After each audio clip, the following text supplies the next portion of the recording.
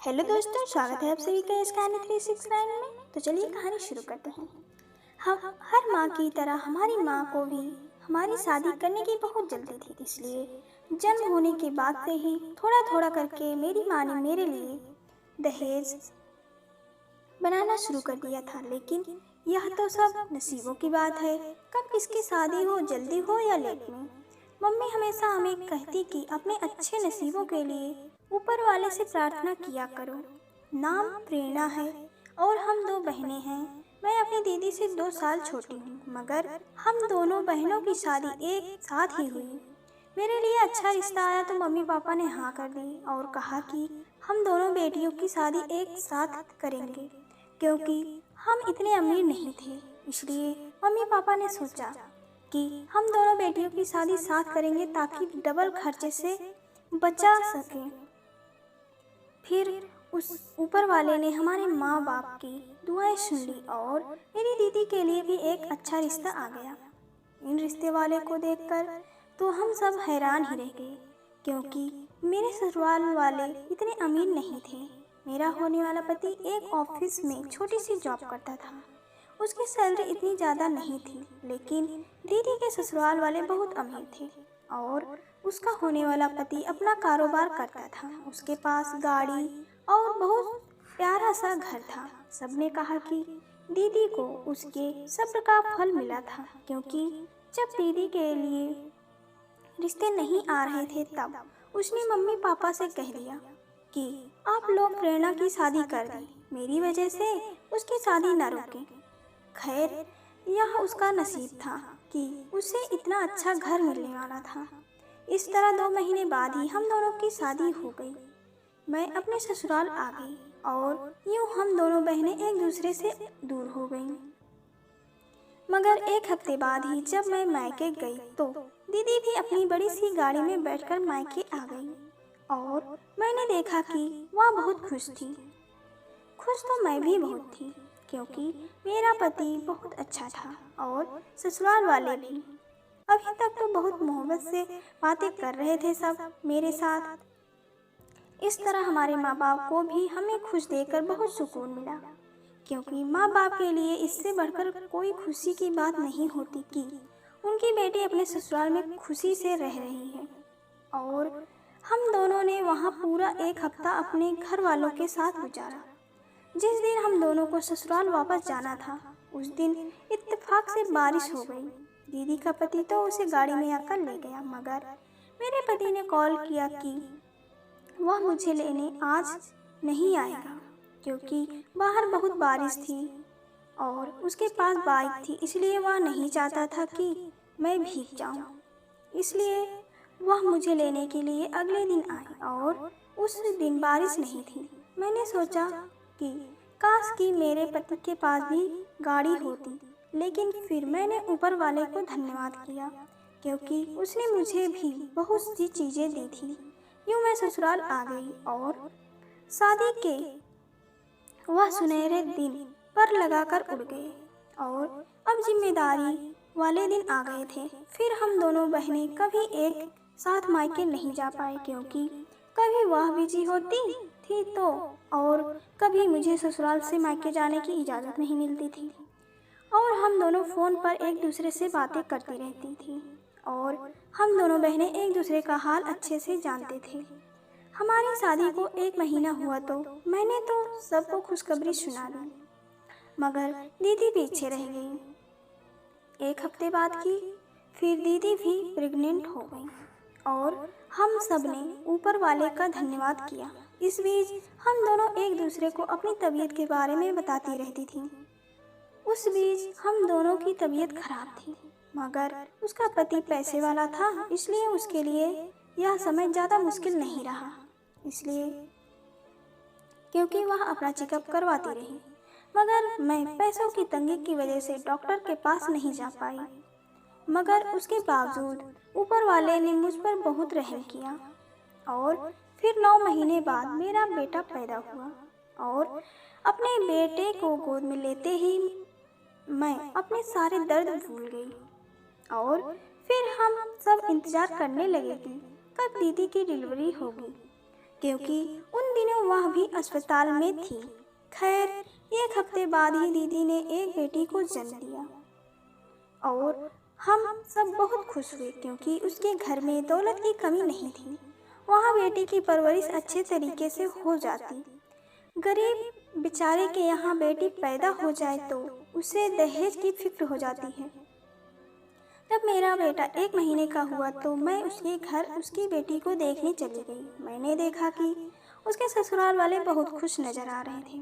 फिर 2 महीने बाद मैं मायके गई तो दीदी भी वहाँ आ गई और हमने वह वक्त बहुत एंजॉय किया था। फिर ऐसा ही होता रहा।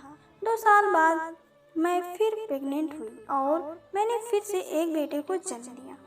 मेरे ससुराल वाले तो बहुत खुश थे।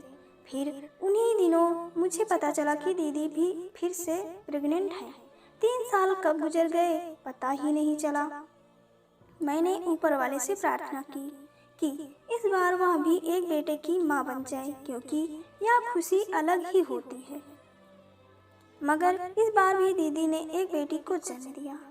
खैर, उसकी किस्मत में यही था। मैं उससे मिलने गई तो वह कुछ बुझी बुझी सी थी। मैंने उससे पूछा, क्या तुम्हारे ससुराल वालों ने तुम्हारी दूसरी बेटी की पैदाइश पर कुछ कहा है?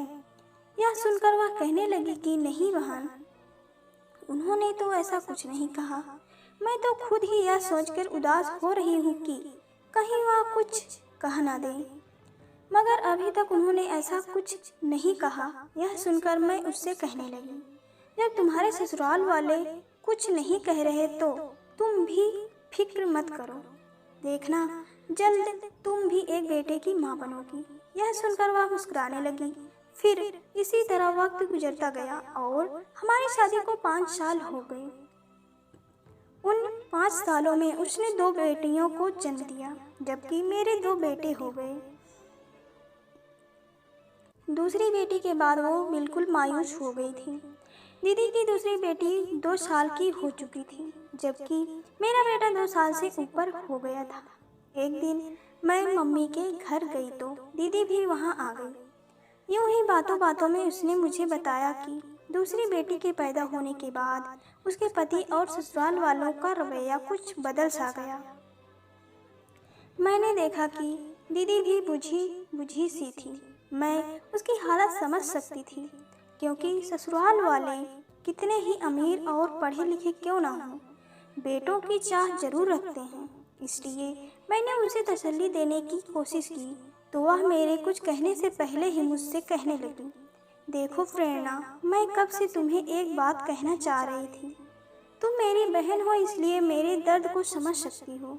अपनी बहन की बात सुनकर मैं उलझ गई और मैंने उससे कहा कि तुम मेरी बहन हो, तुम्हारी खुशी के लिए तो मैं कुछ भी कर सकती हूँ। यह सुनकर वह कहने लगी, दरअसल मैं तुमसे कुछ मांगना चाहती हूँ, प्लीज़ इनकार मत करना। मेरी बहन जिंदगी में पहली बार मुझसे कुछ मांग रही थी, इसलिए मुझसे इनकार ना हुआ।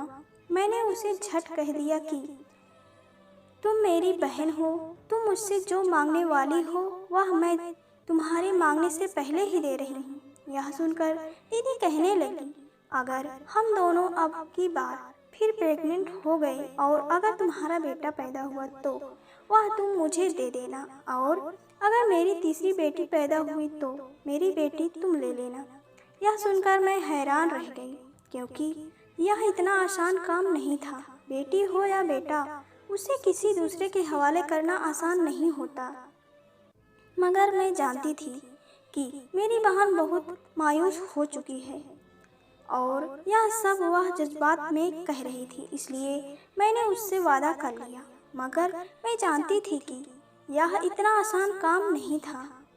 अगर हम एक साथ प्रेग्नेंट ना हुए तो, या फिर हो सकता था कि इस बार हम दोनों की डिलीवरी में 1-2 महीने का फ़र्क हुआ तो, इसलिए मैंने सोचा कि हो सकता था कि उसकी नौबत ही ना आए। इसलिए मैंने अपनी बहन की खुशी की खातिर हाँ कर दी। यह सुनकर मेरी बहन ने कहा कि यह बात तुम राज ही रखना, इसके बदले हर महीने मैं तुम्हें पैसे भेजती रहूँगी। पैसों का सुनकर मैं भी कुछ लालच में आ गई क्योंकि मुझे पैसों की ज़रूरत थी। वैसे भी मेरा बेटा अच्छे स्कूल में पढ़ने जा रहा था और यह बात मेरे लिए बहुत खुशी की थी। लेकिन मैंने कहा कि अगर हम अपने ससुराल में रहें तो यह बहुत मुश्किल हो सकता है। तो दीदी ने मुझसे कहा कि अगर दोनों 9 महीने के लिए बाहर घूमने चले जाएंगे और तुम्हारा और तुम्हारी फैमिली का सारा खर्चा मैं खुद उठाऊंगी। मैंने दीदी से कहा ठीक है, मैं आदित्य से बात करूंगी, फिर तुम्हें फ़ोन करके बता दूंगी। मैं अपने ससुराल गई तो मैंने रात को आदित्य से कहा कि हमारी शादी को 5 साल हो गए हैं, हम आज तक कहीं भी घूमने नहीं गए। प्लीज़ दीदी भी अपनी फैमिली के साथ घूमने जा रही है, हम भी उनके साथ ही जाएंगे, आप भी चलो ना। आदित्य ने थोड़ी देर कुछ सोचने के बाद कहा मेरे पास इतने पैसे नहीं हैं कि मैं तुमको बाहर घुमाने ले जा सकूं। फिर मैंने आदित्य से कहा कि आप इस बात की टेंशन मत लो, मैं तुमको पैसे दूंगी। आदित्य ने प्रेरणा से हैरानी से पूछा तुम्हारे पास पैसे कहाँ से आए? ओ मेरे पास कुछ पैसे जमा हैं, वह मैंने तुमसे छुपा कर रखे थे। आदित्य बोला तो ठीक है, जब तुम इतनी जिद कर रही हो, वैसे कब जाने का प्लान है? जब दीदी जाएगी तो मैं तुम्हें बता दूंगी। अगले दिन मैंने दीदी को बता दिया कि आदित्य जाने के लिए मान गए। दीदी यह सुनकर बहुत खुश हुई। वक्त गुजरता गया और हम अपने प्लान पर काम करने लगे। मुझे लगा कि यह मुमकिन नहीं होगा, मगर मैं उस वक्त हैरान रह गई जब हम दोनों बहनें एक साथ प्रेग्नेंट हो गईं। मैंने यह खुशखबरी दीदी को सुनाई तो वह कहने लगी कि तुम अपना वादा याद रखना। मैंने भी फौरन हाँ कर दी और ऊपर वाले से प्रार्थना करने लगे कि सब ठीक हो जाए। और दीदी ने मुझसे कहा कि हमारे इस प्लान का किसी को पता न चले। दीदी ने मुझे कुछ पैसे दिए, मैंने वह पैसे आदित्य को दिए और कहा कि कल के हमारी टिकट हो गए हैं, हम कल जाएंगे, तैयारी शुरू कर दो। इस तरह हम अपनी अपनी ससुराल से निकलकर घूमने आ गए।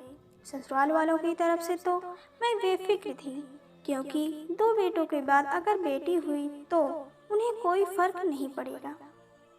मगर मुझे डर था कि कहीं यह बात मेरे पति को पता न चल जाए, क्योंकि अगर उसे पता चला कि मैं इसके बदले में अपनी बहन से पैसे लेने वाली हूँ तो वह बहुत गुस्सा होंगे।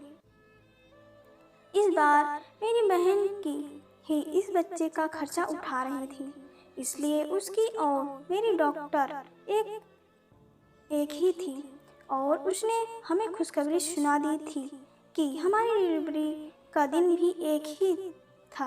हम दोनों बहुत खुश थीं क्योंकि सब कुछ हमारे प्लान के मुताबिक हो रहा था। फिर वक्त तेजी से गुजरता गया और यह 9 महीने आसानी से गुजर गए। इस बार मेरी खुराक अच्छी थी, इसलिए मेरी सेहत भी अच्छी रही और यह सब कुछ मेरी बहन की बदौलत हो रहा था। हमारी डिलीवरी का वक्त आया तो हम दोनों एक ही क्लिनिक पर पहुंच गए। दरअसल यह क्लिनिक मेरी बहन की दोस्त का था और उसे हमने पहले ही सब कुछ बता दिया था। वह हमारे राज में शामिल थी, इसलिए हमने बेफिक्री से बच्चों को एक ही दिन जन्म दिया। मैं होश में आई तो नर्स ने मुझे मेरा बच्चा पकड़ा दिया और जैसे ही मैंने अपने बच्चे के जिस्म से कपड़ा हटाया, मेरी रूह कांप गई, क्योंकि यह तो एक बेटी थी और यह देखकर मैं परेशान हो गई। मैंने नर्स से पूछा, मेरी बहन कैसी है? यह सुनकर वह कहने लगी कि ऊपर वाले से प्रार्थना करो, उसका केस अभी चल रहा है। यह सुनकर मैं परेशान हो गई, क्योंकि हमारा सारा प्लान चौपट हो गया था। मैं सोच रही थी कि अब मैं अपनी बहन को क्या मुंह दिखाऊंगी, क्योंकि उसने इतना खर्चा कर लिया और मेरी भी बेटी पैदा हुई। फिर थोड़ी देर के बाद नर्स आई और उसने मुझे बताया, बधाई हो, आपकी बहन को बेटा हुआ है। यह सुनकर मेरा दिल किया कि मैं खुशी से नाचना शुरू कर दूं। आखिरकार ऊपर वाले ने हमारी प्रार्थना सुन ही ली थी। और दीदी का अपना बेटा पैदा हो गया। हमने अपने ससुराल में खबर दी और हमने ऊपर वाले से उसी समय माफ़ी मांगी, क्योंकि हम दोनों बहनें एक दूसरे की मोहब्बत में बहुत गलत हरकत करने जा रही थीं। हम इंसान बहुत जल्दबाज होते हैं और इसी जल्दबाजी में हम बहुत गलत फैसले कर लेते हैं। इंसान बहुत जल्दी बेसब्र हो जाता है। हम यह भूल जाते हैं जो भगवान बेटी दे सकता है वह बेटा भी दे सकता है। शायद यह दबाव हमारे समाज का भी है। पता चल जाए कि औरत प्रेग्नेंट है तो बेटा ही होगा की रट लगा देते हैं। शायद हम यह भूल जाते हैं कि ऐसी बातें ऊपर वाले